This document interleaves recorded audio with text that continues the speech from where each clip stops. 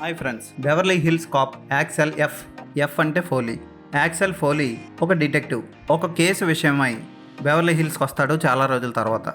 అదే ఊర్లో ఉంటున్న లాయర్ అయిన తన కూతురికి ప్రమాదం ఉందని తెలుసుకుంటాడు. యాక్సెల్ ఫోలీ కూతురు జేన్కి ఉన్న ప్రమాదం ఏంటి, లాయర్ అయిన జేన్ని వెంబడిస్తుంది ఎవరో తెలుసుకొని తన కూతుర్ని కాపాడుకోవడం కోసం యాక్సెల్ ఫోలీ ఏం చేశాడు అన్నదే మిగిలిన కథ. నెట్ఫ్లిక్స్లో రిలీజ్ అయిన ఈ ఫోర్క్వెల్ అంటే ఆల్రెడీ 3 పార్ట్లు రిలీజ్ అయ్యాయి. ఈ ఫోర్క్వెల్ పర్వాలేదు అనిపిస్తుంది. హాలీవుడ్ హిట్ సినిమాలన్నిటికీ ఉండాల్సిన అన్ని లక్షణాలు, ప్రొడక్షన్ వాల్యూస్, అద్భుతమైన ఆర్ట్, యాక్షన్ సన్నివేశాలు అన్నీ ఉన్నా సరే సెకండ్ హాఫ్కి వచ్చేసరికి విలనిజం అంత గొప్పగా ఉండదు.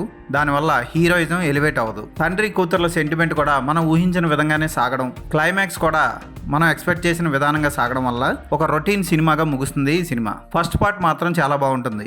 కొన్ని స్టంట్స్ బాగుంటాయి. లాయర్ని బెదిరించే సన్నివేశంలో బిల్డింగ్ మించి కార్ని తోసే సన్నివేశం కూడా ఆకట్టుకుంటుంది. తెలుగు డబ్బింగ్లో పచ్చి బూతులు అక్కడక్కడ వాడేశారు. బూత్ సన్నివేశాలు ఏమీ లేవు, ముద్దు సన్నివేశాలు ఉంటాయి. మార్క్ మౌలీ దర్శకత్వంలో ఫస్ట్ హాఫ్ బాగున్న సెకండ్ హాఫ్కి వచ్చేసరికి రైటింగ్ కానీ క్యారెక్టర్స్ కానీ అంతగా ఎస్టాబ్లిష్ కాలేదు. ఇక ఎడ్డీ మర్ఫీ అలెక్స్ ఫాలీ పాత్రలో జీవించాడని చెప్పొచ్చు. అతనే ఈ సినిమాని భుజస్కంధాలపై మోసి చివరి వరకు లాక్కొచ్చాడు. కూతురికి అతనికి మధ్య వచ్చే సన్నివేశాలు కూడా ఆకట్టుకుంటాయి.